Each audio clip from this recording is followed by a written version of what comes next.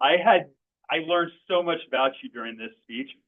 I didn't know that you were such a nerd.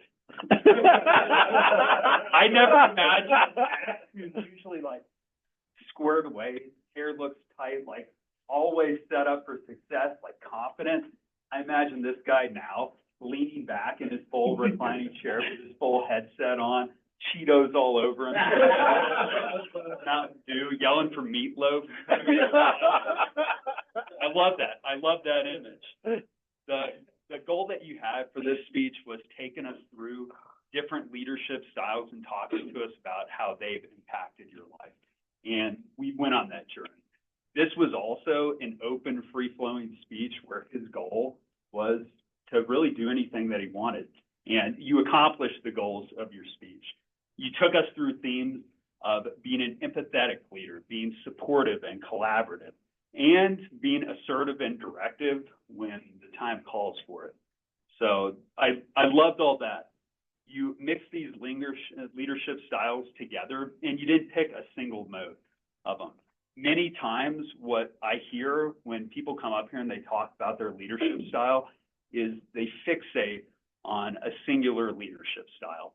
And I don't think that's accurate for most of us. But what I see more often than not, people who don't gravitate towards a tendency in one leadership style, many times they're governed by their emotion. And they don't have a set leadership style because they'll go any direction based on how they're feeling at the time. You didn't show us that. You were able to effectively combine together all these experiences in your life. You said don't limit yourself during this speech. And one suggestion I would have is when you come up here, don't limit yourself. The first thing that you did, and some of us do this upon time to time, we come in and we compare our speech to the ones that came before us. Don't do that. You stand alone on your own speech. So that's one suggestion I would make. Another suggestion I would make is anchoring and body movement.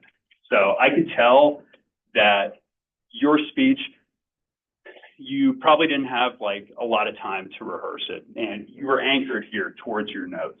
And this is the proximity that you stayed in this whole time.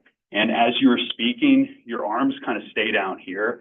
And as I watched probably the first 5 minutes, your arms only went up to about here. And I wanted to see you take flight at a point. Did that when you started talking about the plane? Like your confidence came out when you started talking about work. But you're a big guy. You can occupy a lot of space. You can do it in a way that's confident, not threatening. As you do it, move around, move your body more, and engage with us more. Altogether, great speech. Thank you for nerding out with us.